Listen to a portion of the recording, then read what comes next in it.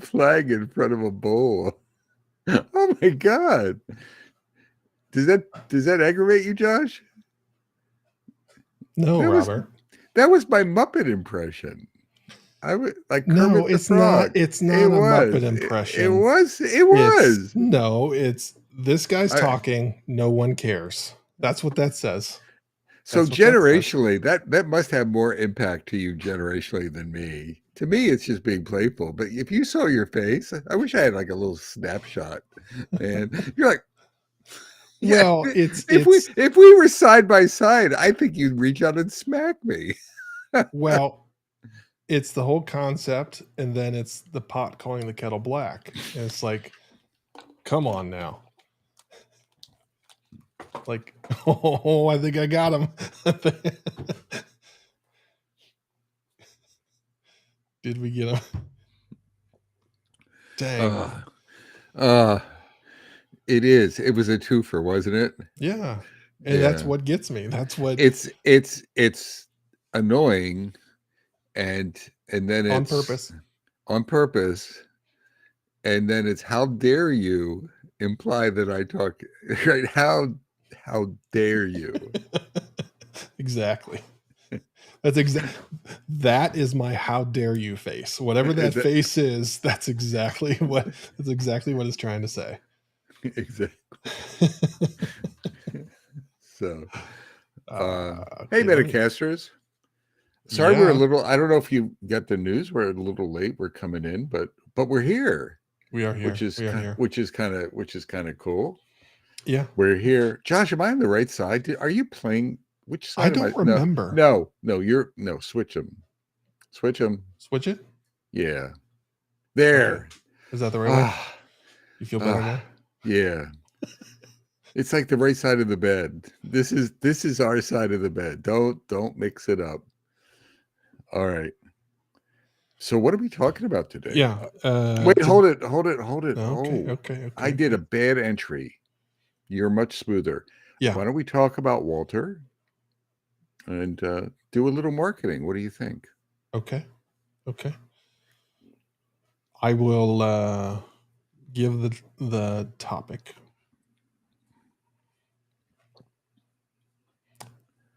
Did I say around 11:30? I hope I did. I started to feel bad with what I said in Discord. What does that mean? Around 11:30. Oh. All right. Today's topic is chapter 3. Yes. Part. No. Yes. Yeah. Let me get it in. Part trois. Or chapter 3, as Yeah. some of us like to refer to it, in our launching your own startup, your own company. Before we do that, though, speaking of launching things, Bob and I, as I assume you heard, launched our personal Agile Assistant. Oh. So we took all 260 plus episodes, loaded them up into a chatbot. And No, you can did now, not, Josh. We did. And now you took the combined wisdom of 14 years of Bob and Josh? Yes, it took a long time. Like we started bringing down servers. The CIA called and said, like, "Hey, what are you doing?" But I got a special grant from the president to allow us to do that, so we're clear there.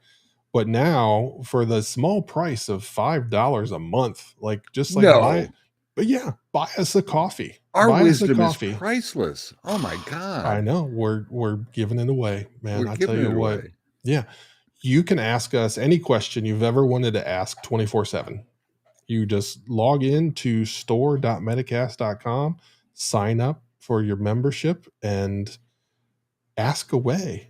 I And gotta go. I have to visit Walter. So yeah, I'm getting old, Josh. I don't remember what I said. So this is a boon to me. I can go there and say, what does Bob think? there have already been people that's asking Walter, which is the name that we gave it. There's a long story that I do explain that's on our website. They have asked about word count and who talks the most. And Walter has an opinion. Actually, he doesn't have an opinion. He has the facts based on Data. Yeah. based on the 14 days worth of us talking. If you stack all of that together, it's literally 14 days of Bob and I talking. So use that to your advantage, because we only do this once a week, but now anytime, anywhere, you can do that. And I've got some improvements in mind that I'm working on, Ooh. behind the scenes. So, all right, let's get back to chapter 3. Chapter Part deux. 3. No, part trois. Uh, No, part. that's next episode. Chapter 3 is all about you've done all the prep work. It's time to hit the launch button. What are the things you should do? What are the things you're going to run up against? What are the things you've never even done before that now you have to do? And that's what we're aiming to provide to you is clarity on that third step of launching your own business. What first comes to mind for you, Josh? I mean, an early thing is pricing. I think like having a feeling for pricing was that, Yeah. but that may not be first. What do you think? I mean, pricing is a very good discussion. I would love to have that with you, Robert, because we generally live on opposite sides of the spectrum there. Well, no. Well, we do. We Yes, we do. do. We do. You gave me the depth look there. Yes. But pricing is a conundrum. It is. It's so yes, we have different perspectives, and I'm not even getting defensive because it's you and I've talked about it too many times. But it is. I think everyone I talk to struggles with it is figuring out your worth. So one of the things to hit the button is you need to have an idea of your pricing. I like having a pricing sheet, like a handout that I can send to someone with ranges on it, and if I have different service offerings, what are those service offerings? um, if if I'm going to do deposits or something like that. So it's not just pricing. Like if I'm going to charge for travel, so if I have some travel dynamics or whatever, the pricing sheet is an easy thing that I can send to people. Now, what to put on the pricing sheet is a challenge. Josh, I'll just short circuit. Josh, your view is go high, and Yes. I'm not dinging you. Mhm. It's go high. Mine is sort of I don't know. I not go low, but I don't value myself. The best way I think about it is I don't value myself enough sometimes, and then I go low. Yeah. Now that doesn't mean I go super low. I'm still competitive above average coaches, whatever that means. But when you become a boutique or a specialized service offerer, I think that becomes challenging. Like Josh, you do some fractional work. I think, or you've historically done some price. So how pricing that could be a challenge as well. Like what is the market dynamics? Yeah.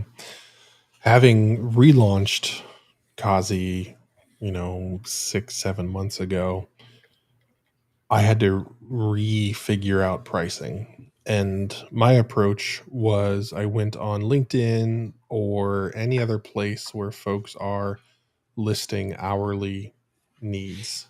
And I looked at the pricing range that they were offering for that per hour. And I started there. Naturally, I cranked it up a little bit. Two reasons that I do that, and this is a mindset thing with Josh, is that no one's going to pay you more unless you up the price. No one's going to say, "Oh, okay, so you want to charge us $100 an hour? We're actually going to give you 150." Like that just doesn't happen. So if you want to increase the price, then you have to do it yourself, knowing the risk that people might walk away, and just being ready for it. Second is that a higher price presents some exclusivity. Like, wait a minute, why is this guy charging 100 and this guy's charging 200? Is this guy really that much better? So it does in turn limit some of the opportunities that you may have, but also it opens doors where you've priced yourself as an exclusive offering, and it's perceived in that way. Now, of course, you have to deliver. you have to deliver on that. You can't just like put a big price tag on it. It's like spending $100,000 and getting a Yugo, which many of you guys are not old enough to remember the Yugo, but a very inexpensive small car that I think if you hit the rear bumper the wrong way, it would explode or something crazy like that. I know that was a thing back in the 80s. So that's the mental state that I have. The other thing that I do is I keep experimenting and I crank that price up each time and see when I break or when it breaks the market. So that's the thing that I do, and I just keep turning that crank and Right. seeing when people are like, "Dude, you're crazy." And then at that point, then I dial it back, and I've understood that I've pushed the market about as far as I can, and then that's when I settle in. I mean, one quick reaction, Josh, when you were talking to me, it's that decision of what are my service offerings? Are they generic service offerings, broad, or are you a boutique provider of unique services? And you're more boutique, like fractional services and things like that. Or Mhm. so the more unique you are, I'm just emphasizing that for the Metacasters. Gotcha. Like if you were an agile trainer, well, then that's not a boutique. That's you're competing with every trainer Yeah. on the planet Earth.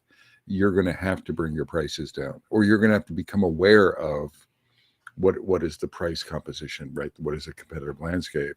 The more you narrow that, the more you can go high. So do that. That's one of the things that actually, in my thinking, that I struggle with. Am I, how narrow am I, or how broad am I? And it changes based on the service offerings. Mhm. But I think the point before you hit that button, you need some pricing. And Josh says something important. He revisits it.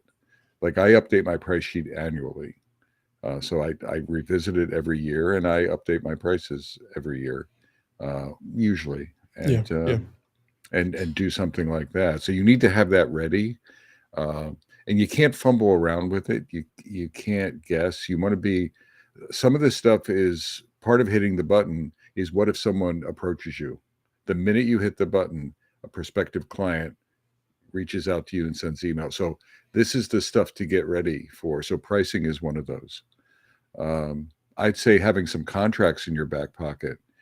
This is where maybe your peer group, like, what would you write if I if I connect to Josh and I like him? Josh, I want to bring you in to do some agile coaching, and he wants to do that. Josh, send me a quote tomorrow, right? Well, he just hit the button. Now he doesn't want to show fear. He wants to, sure, Bob, it'll Yeah. be there, Yeah. but behind the scenes, he's scrambling a little bit, right? And he's going to reference his price sheet for that, so it'll help with that as well. So have some kind of a template or something, some idea of what you're how you're going to respond to requests for quotes. I have what I call a statement of work template that I've used. I fill out a brief. I have an agile mindset, so I try not to write 20 pages. It varies between like three pages to 6 or 7 pages, depending on the scope. And that's the template I use to fill in so that I can respond quickly. So you have to have something, I think. Josh, would you agree, disagree with that? I do agree. One of the things that came up in chat, I think, is worth talking about. Do you price it hourly or per project? Do you have a retainer? One of the things that I, being an agile guy, pricing per project, I can't do that. Like my brain just doesn't work in that manner. So I started with hourly, and then I started to run in to issues where I couldn't get the hours I planned or expected because of issues on the customer's end. So what I've gone to is a weekly rate. And if they're slow and dragging their feet on things or something happens and I can't do the work that I need, then that doesn't cost me. It costs them. So and it's a good like poke for them to be like, we got to get rolling. We're spending money and we're not getting action and we know it's our fault. So that's that's a switch I've made very recently that is working, and it does drive a bit more action with the customers. Now, I think that's the nature of your service offering, Josh. You offer, like you're offering fractional support. Maybe it's full-time week or maybe half-time week or something Yeah. like that, but weekly makes sense. I do something, so I don't do hourly either. Hourly to me is just awful. And one of the reasons, I mean, just the tracking is awful Yeah. sometimes, and I think it leads to nickel and diming you, Mhm. and resentment on both sides. So I like to, if I was doing what you were doing, I would probably go to weekly. I do daily, Mhm. Oh, yeah. and Yeah. I also ask people to buy days in advance, so it's sort of like a retainer. Yeah. Uh, like if you want me, we do a forecast of training classes are easier. So for classes, I just, I just price the students or whatever for the number of days. If it's coaching time, then you buy 3 days of coaching time. And then there's a period of time that I want you to use it or lose it. Now, Mhm. I've never had the courage to actually make someone lose it, maybe once or twice. I try not to be a jerk about it, but at the same time, I want them to, I want folks to take my time seriously Mhm. and to use it, which is what you're doing with the weekly rates as well. Yeah. It's surprising for me as people that when they approach boutique consultants like Josh, you and I are, or coaches or whatever, people can be very wasteful with our time. Yeah. And it's costing. I mean, we're pricey resources, Mhm. and they're still. You would think that they would be very sensitive to time. So I want to I think it's important to try to put that burden on them. Yeah. Agreed. Agreed.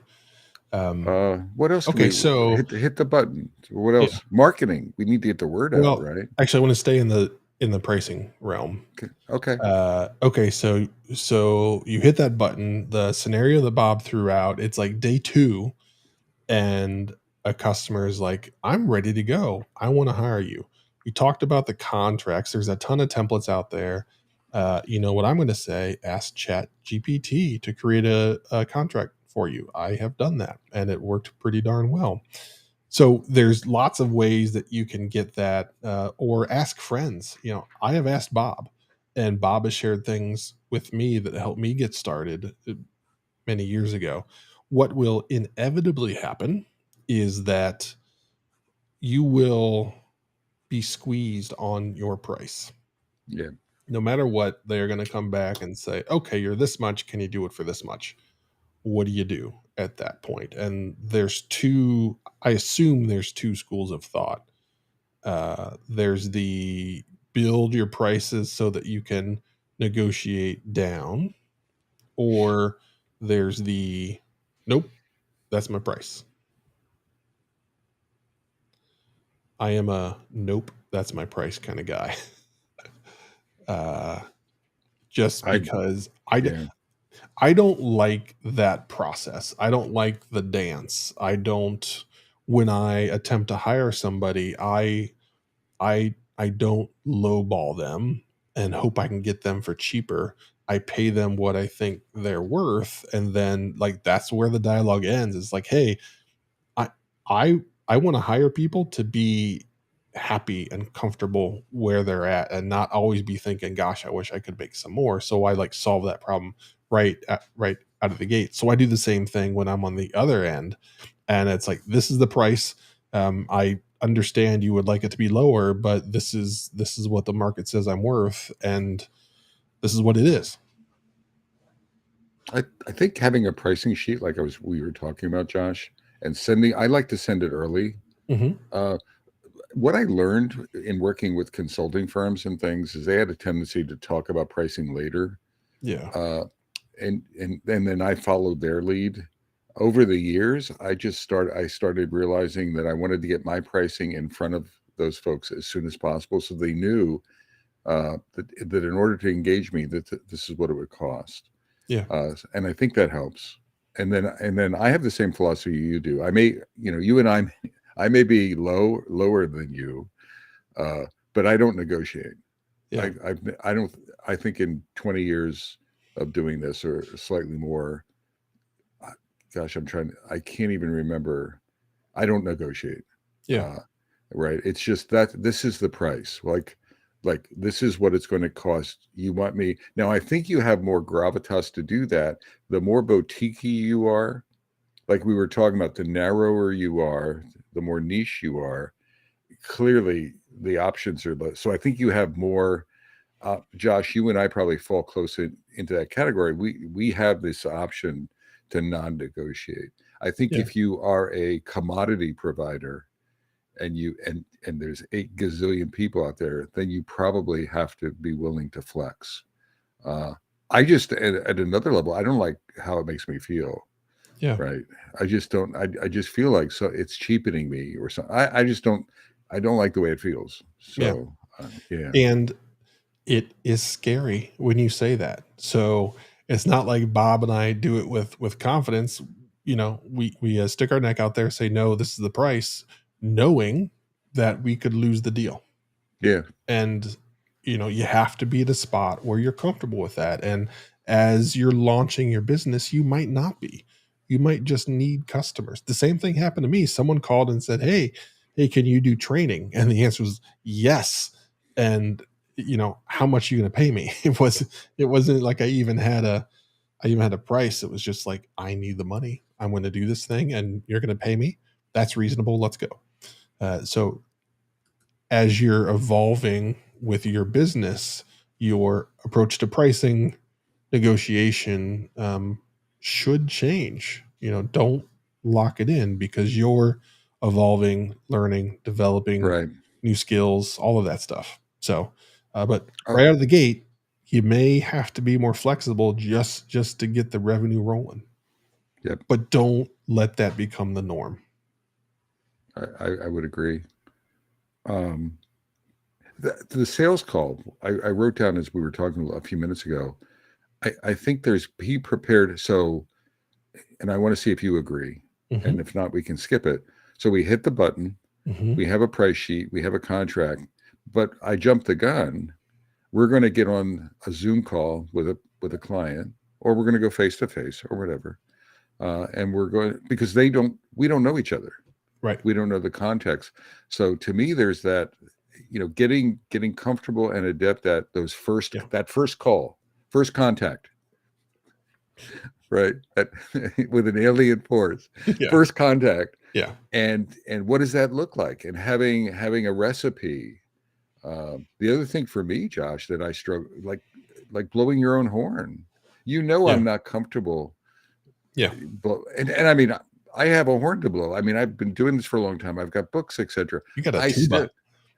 I got a tuba, and I still am really uncomfortable blowing my horn. I'm hoping that they know what the horn says so that I don't have to do it myself.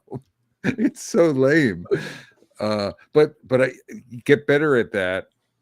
The other thing is listening. It's not just you talking.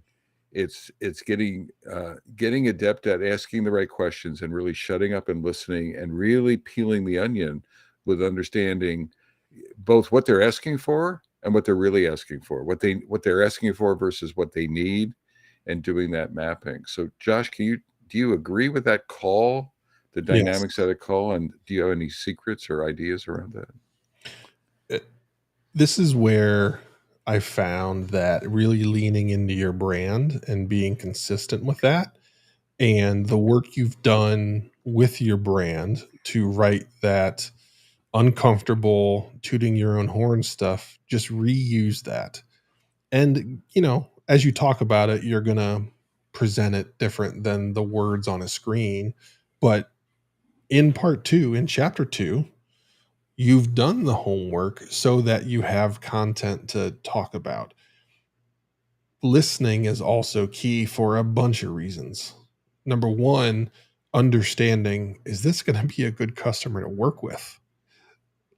Like, are they ready for this type of change, or was it forced upon them? So understanding their the catalyst that got them here as to why they said, hey, we're going to go get Josh. Right. Knowing that knows the mindset that those folks are going to be in, and it gives you some insight into how bumpy the road might or might not be. Second, just like getting to know them so that you can form the relationship to have a potentially difficult discussion down the road. You have to start laying the groundwork now. So, yes, it's a business call, but also you have to invest in understanding who that human is and helping them learn you so that when you know your responsibility as that consultant is to tell this person something they probably don't want to hear, they aren't going to like. If you haven't put the time in up front, then it won't be received as well. So take an opportunity to collect info, but also to lay the foundation for the difficult discussions that will very likely come up in the not too distant future. I like what you said, Josh. I sometimes, and I don't think about this. It's more seamless for me nowadays, Yeah. but now it's making me think about it. Um, is I give away a little coaching or consulting in the call Yeah. to see part of it. Now I have to be careful so I don't give away too much, but to see how they respond, like hard advice, and challenge them sometimes, or it depends on the flow. I'm not a jerk, but what I want to do is give, maybe this is the best way to say it. I try to give them a full dose of what Bob's going to look like, Yeah. so they can experience a full Bob, not a marketing or a salesy Bob, but be real and see how they react. And if I don't do that, I'm making a mistake. I try to do that as early as possible. Hmm. And if they call me back, that's great. It was a win. And if they don't, that's great. It was a win as well. Because if we can't communicate in that first call, if we can't connect, then it's going to be hard to work together. Yep. The other thing I used to do, I haven't done it in a while. COVID impacted this. I used to do what I called "It's Just Lunch." And an It's Just Lunch was a free 1 hour of, I would go on site, like a 60-minute, 90-minute little presentation about something, do some open Q&A, like an Ask Me Anything. I'd get a chance. So what's in it for them was some free coaching and getting to know me. What was in it for me was observing the landscape, Yeah. right? The culture, the people, and really getting a sense of not just what they were asking for, but what I thought they needed. And it helped me craft an SOW. So this was part of my pre-sales process. I haven't done an It's Just Lunch in a long way. You could do them virtually pretty easily as well. But I've always got traction out of that. Some of my biggest client explosions were related to when I was rushing and I didn't do enough of this stuff up Yeah. front. Yep. Yep. Okay. So we've got the price sheet. We've handled the negotiations. We've talked to the customer. They signed the contract. How are you doing that? Are you using DocuSign, or I think I use like PandaDoc or something? So get something that's relative. I think Adobe even offers it now of like contract signing with tracking and all of So, that and so, emails and blah, blah, so blah. Josh, Yeah. so I use, I'll Uh-oh. show you my tool. Oh I boy. use a pen on paper, and then I smoke signal it back and Do you forth. fax it? I no, but I do PDF scanning. Yeah. So I haven't. So am I? Do I have some work to do, Josh? I think so. I mean, it works for you. Yeah, I would automate it if you're starting new. that's true. Yeah. That's Yeah. probably true. I'm just kidding around. I I know. think there's a step that we missed though. Yeah, I mean we jumped. It was sort of made sense. We jumped to the contract loop, but there's this big step of you hit the button, and it's related to what we were talking about. It's like get the word out, right? LinkedIn posts, a newsletter, stop the presses, the New York Times, pay for a full page ad in the New York Times. We got to get the word out. What are some ideas around that? So we go back to branding at that point and all of the work that we've done. And we spent a fair amount of time in the branding episode talking about you have to start now. You have to develop that voice. You have to create content so that there's a backlog effectively of you and providing people the capability to understand your approach up front, and they kind of know you before they call, which is very helpful. But if you haven't done that, then you got to get cranking on it. And LinkedIn is always a good place to start. What I've found, every job I've had, except for that one training job that came out of left field, was directly tied to the content that I created. I don't do the newsletter. Like Bob is a newsletter guy, and I'm sure he does it because it generates customers and all that stuff. I have not taken that approach yet. Should I? Probably. But I am not there. I think one thing that does provide for Bob that I don't have is that steady heartbeat of like, hey, I'm here. I'm in your inbox. I'm not in inboxes.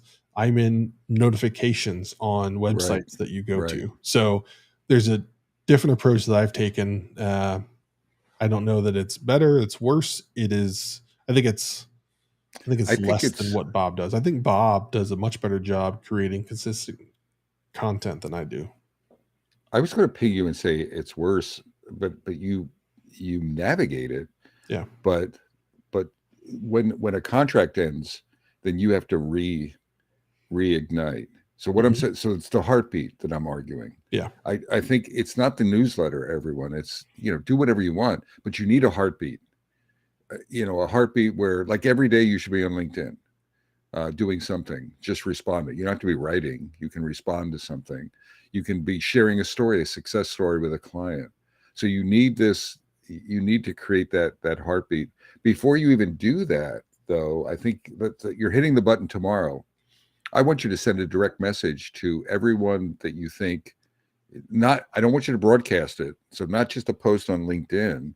So have one of those, right? So have a blog post or have something that you reference and put it and make a big deal. Have balloons or whatever little, like balloons, unicorns. I don't care, but you need to make a big deal. And whatever, like, generationally for me, a big deal is inviting people out for bourbon or something like that. But Mm. there's different generations to create buzz in a variety of mediums. You need to create the buzz. But in addition to that, I would say start reaching out to people individually, that personal relationship touch, Yep. not just for business, but reach out to Bob Galen and say, Bob, I just opened the doors to my business and I want, and please keep that in mind. And here's my boutique offerings and I need your help. Give me some help. I need some momentum. And so that personal touch. So it could be to people who are prospective clients, but it's also now you're activating your network. And don't do this on a broadcast, yes, but point to point. I know it's a lot of work, but suck it up and get the darn word out about your business and generate some buzz. Yeah. One of the things that will crush your heart and crush your soul is when you're talking to somebody and they're like, "Oh, I didn't know you went off on your own." That's your Exactly. fault, right? Like, just Exactly. prevent that from happening. Make sure it's clear that, hey, I'm doing my own thing and this is what's happening. Otherwise, people don't even know you have an offering. So it means you're going to have to do it repetitively and in different places and in different tools and methods like Bob does. But there's nothing worse than somebody saying, "Oh, I didn't know you were doing that," Exactly. because you failed at that point. Like it's like, oh crap, I didn't do a good enough job of like letting people know this is happening. So don't let that happen. Always have that in the back of your mind that it's on you to prevent that from happening. It's not that they aren't paying attention; it's that you haven't done a good enough job putting it in the right spots. Absolutely. And don't, Stephen just said something about, when you land a contract. So it's not just startup buzz. You need a big bounce startup buzz before you hit the button and after you hit the button. But then you need this heartbeat going. And like if you have a success, if you're ending a contract, let people know I end the contract. And it was, and then embellish it or speak truth, whatever. And it was a resounding success. It ended early because I kicked ass. and it really went very well. And now I'm ready to help you. So it's sort of looking for those opportunities to do that. But you got to get over it. And I want this. This is where you're activating your network. Now you're going to remember we were talking about continually building your network, and this is where you're activating your friends, your colleagues, your past folks you worked with, etc. You really want to put some thinking into this, and don't they don't care or they won't remember me. No, no, you need to not be shy about activating your network. Hey, Josh, Yes, I sir. think I missed something. I want to bounce it off of you, or we missed something. Well, maybe I did. No, you did. Uh, well, it doesn't matter. Uh, Excuse me. all right, I did. It was remember the that call, we're having that Yeah, yeah, pre-sales stuff. yeah. The thing I wanted to an important point, I think, is you need stories to tell. So when you can't just say, trust me, I'm Bob Galen, I wrote a book about product ownership and I can help you with that. One of the things I do, I'm pretty good at it because I have a history of I can start detecting what they're looking for, and then I can talk about a client situation where, and this how is how we handled it here. So those stories to tell that start mapping your experience to gain confidence. Now, if you're hitting the button and it's new, you need to mine your previous jobs for that experience. It doesn't matter if it's consultative or as an employee. It matters that you have these success stories or stories to tell so that you can map it to what the prospective customer is talking about. And I found that really connects the dots, that it gains confidence. And they'll ask questions about it. Oh, and why did you do that? And I'm like, well, we started that way and it failed. And then we went here. So there might be a little bit of depth to the discussion. Mhm. Josh, would you agree that we need to have a little bit of a story repository or something to Yeah, do I that? don't know how else you close the deal. And Yeah. you have those stories. You have to mine them and refine them because you likely wouldn't be confident enough to step out and do your own thing without the successes that you've had. So they're there. So don't think you don't have any. You have them. You just have to put the work into identify them, kind of package them up in your brain into like this is how I'm going to talk about that and that just so you're not like stumbling around. And what I've done to do that is I those are a part of my website. So I've had to Yeah. package it Yeah. up in a Yeah. consumable way of like, here's things Josh has done that you would probably like to have done in your company. Yep. And so that's Yep. forced me to package them in a small enough bite that people can read it and say, like, yeah, that would be awesome. Exactly. Exactly. Yeah. Did you use ChatGPT for that? So you really didn't write the stories. You just said write a hypothetical story that Josh would have had if he would have been actually not using ChatGPT. And did you No, get that so? so that for that instance, I wrote them, and then No way. when I hired a branding consultant, she rewrote them. So she effectively did the AI thing for me, except she For was a human. Yeah, because I recognize like they made sense, but they didn't feel like I wanted them to I'm feel. with So you. I went and got some help, and it did make a difference. Like I I am much more proud of my website now than I was a year and a half ago. Yeah. So getting that help. Early in my go ahead. Uh, there's one thing that caught me along the way that I wasn't ready for. It's your accounting tool and Oh, how you manage that. And the first time someone says, "Hey, send the invoice," you're like, oh, you're what right. what do I do? How You're do I right. do that? All of that stuff.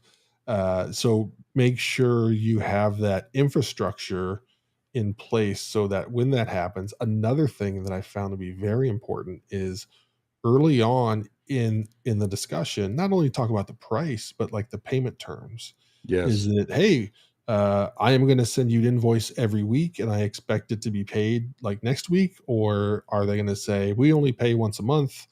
And get that understanding before the gig starts, because I've been caught times where uh, they only paid once a month. So I was expecting some revenue to come in that was Yep. delayed by a couple of weeks. And so I had to juggle and manage that. But have that discussion upfront. Use use a use a tool to manage invoices and all of that. I mean, PayPal has a simple. So if you're using PayPal for simple transactions, and I Mm. do that for some business, then it has an electronic invoicing, which is relatively easy. I also use something called what is it? Oh, Zoho has a business function. I've used that for a number of years. Yeah. But Josh nailed a point. Um, and to have that ready, to have that ready, depending again on your terms. Hmm. Like I like deposits, so I'm actually sending an invoice. You know, if we're ready to, the minute we sign off in the contract, actually before, sometimes I want a deposit before I reserve the time. So invoicing could be very early in the process for Yeah. me, and I want to do that. Yeah. I Uh, I do something similar and I call it a lock-in fee. Like, yeah. hey, you want to lock me in for this period of time, then you have to like prove you're serious and pay this up front.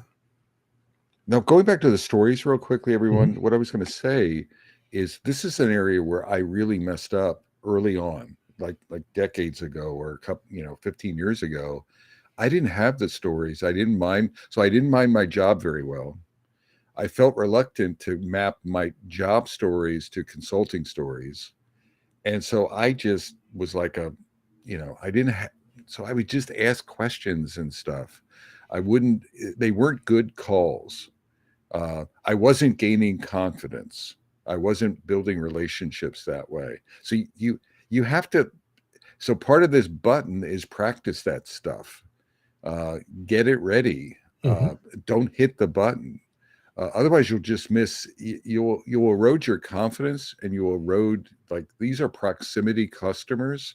These are good targets because they may generate then outward proximity. If you do a good job, you can Hmm. generate references and things like that. So you don't want to blow it on the entry. And I was not a good storyteller, and I was not a good Yeah. communicator. And it was, part of it was my confidence, or maybe my introversion, Josh. Hmm. It related to my pricing, and this was years ago, but it was really awful. I wouldn't have hired me, just based on those initial first connections and things like that. There's a bit of hubris you have to have. There's a bit of, sticking your chest out. There's a bit of storytelling. I mean, particularly the more you're getting into this boutique areas, you have to do that. Now, again, this this talk is, or the series is around, well, opening your shingle for the first time. So there's some practice you can do, or get a coach to help you, like, practice some of these things, but do a little readiness. You don't want to blow these calls. Right. You want to come out of the gate, not just with, sort of marketing momentum, but hubris. When, it's like you want to set an impression, uh, uh, from the get-go with each client who's reaching out to you. Yeah. Just understand the scenario that is created. This company has recognized they want to do something. They also were smart enough to recognize they don't know how to do it. So if you're going to pay somebody money to come in and do something you don't know how to do, you need to be confident that this person actually knows what they're talking about and has some experience. Like, you wouldn't hire somebody to come down and cut a tree down and you're like, tell me about the trees you've cut down. Well, I didn't. And then the next thing you know, a tree's on your house, So you have to do the same thing of creating that confidence that, yep, I've done this before. Here's an example. And a nice thing is to be able to tweak that site slightly and say, I think a lot of what I did with customer X, Y, and Z, you probably don't use customer names, but can apply here based on what I understand. And that gives them confidence that you actually have already figured, like, you're like ahead of the game and you have thoughts and ideas of how you're going to come in and make a difference, as opposed to, sitting back and waiting to figure it all out. But those stories are, and they're all there. Like, no one listening to this with intent of starting their own business has zero stories. They're there. You just have to go find them and create and refine them. So, Josh, I'm going to show some vulnerability and take a Ooh, walk on the wild side. ooh. And I don't know if you're going to agree or disagree with this. I honestly don't know. But here we go. Okay, I'm ready. Metacasters, you have to now. All of this being said, and it's related to stories. It's related to that contact. Uh, you have to be ready to bullshit the customer a little bit. You have to be ready to. You may not know all the answers, or you may not have a story. Yeah, Uh, you have to have some confidence to say, "I can learn that. I can learn that," or I can talk to Josh and figure it out in order to do a good job. So so there's going to be, at least in my, there's like an 80, there's a 20% BS, or I'm going to figure it out. Someone said to me, consultants will not know everything. They just need to know where to find the information by the time they need it to deliver it to a client. Right. And they need to have the confidence that they need to have the confidence that they can do that confidently. So no mhm. one knows that they're bullshitting. That's the other thing. You can't let them know that you're pulling things out of thin air. Uh, and again, not 100%. You can't bullshit everything. Well, you can. Well, actually, you can. There's quite a few people that do that nowadays. That's not a good strategy longer term. Yeah. Uh, but what I'm saying is, you're not going to have 100% knowledge, and you have to have that ability to really sort of navigate that gap. Josh, what do you think? Uh, I agree. I don't. That's what excites me. Is that challenge of something. Maybe it's a little bit further than I've gone before with previous things, and knowing there's an opportunity for me to learn and grow. Uh, for my mind, I really struggle just rinsing and repeating. So while yes, I'll do it, that excitement isn't there. And for me, that's powered by a what I believe to be healthy. Others might think it's unhealthy. Confidence in my capability to learn in the moment and read and react. So again, like Bob has his own thoughts on whether that's healthy or unhealthy. It is larger than most, so we'll just say that I have higher confidence. Whether it's warranted or not, you can be the judge. Certainly get that, but that's one of the things that gets me fired up. Is like, oh yeah, this is something new, something different. But in my head, it's not oh, I'm starting from scratch. It's, oh, I've done something like that, but not exactly Right. like that. So maybe if I tweak this, it'll work. Yep. I am Yep. not, I don't think I would go into a situation um, where it's all new. I think I would Correct. have a hard time presenting myself as like, hey, I can do this even though I've never done it. So not having a story that aligns even loosely, I would probably bail on that just because like my conscience would Well, that's the punch me. right thing. That's the Yeah. right. I'm talking about, though. I've seen consultants who hit the button, Josh, Yeah. and they tell 100% truth. And so there's a situation, and say, but and then they start doing buts. But I haven't really done it. Oh, I haven't done it at that scale. And oh, you what? And so they start nickel and diming themselves based on their experience. You'll never match. I mean, it's a new client. So if you have the mindset that everything is new, even the context is new, so it's new, well, then we're always going to be going with unknowns, with ambiguity. Yeah. Uh, that's we have that skill. You've had that skill as a permanent. So Yeah. so all I'm getting at is I'm giving you permission, Metacasters, to throw a little bit of BS around there. Just you have to be self-aware, Mhm. uh, and that you can, to Josh's point, and I agree with Josh. Josh can learn. Josh is nimble. Josh is quick. Yeah. So exactly, exactly. So what else have we missed? I'm trying to think of what we were teeing up for this. I feel good about the direction of the cast today. Uh, Um, we did get a question in chat about remote. Has that changed things? I would lean on you, Bob, more than myself because half of my time has been in a remote world. So from my perspective, like I don't know enough of what it was like pre for me to speak about the changes. It really, so pre-COVID, pre-remote, I never envisioned remote working. Yeah. And then 3 years later, whatever it is, post, even I, did you see my eyes light up, Josh? Even an old dog, like an incredibly old dog, has learned to be able to operate in a Zoom world with some tools and things like that. So if I can do it, and again, I've done coaching. I never thought that I could offer coaching, virtual Yeah. coaching, Yeah. viably, and that works. It's different, but I don't think it's much. That I think this episode and this series, it works on both sides. I think the advice we're giving is general purpose. So don't let it get in your mind. Now the thing that I probably am struggling with, Josh, a little bit is I think in a virtual world you need to be adept at like using a tool. So one of my weaknesses is I'm not good on Mural Hmm. or Miro. I mean, I can navigate it, but I cannot facilitate a coaching. I can't just pop it up. Oh, let's go to the whiteboard. And Yeah. I wish I did, right? So I wish I could do that because I need that ability sometimes, and it's really a problem for me. Now people tolerate that because I have strengths, right? I have value elsewhere. If I was hitting the red button at the beginning, I think people would expect me to be Ooh, adept yeah. in That's a my good point. tooling, Yeah. right? Better than I am. I'm pretty Yeah. lame now. So I would need to have a tool or partner with someone. Like I've had someone who's a Miro facilitator join some of my classes, and I've had to pay for that, but it's worth it because now there's two of us. Yeah.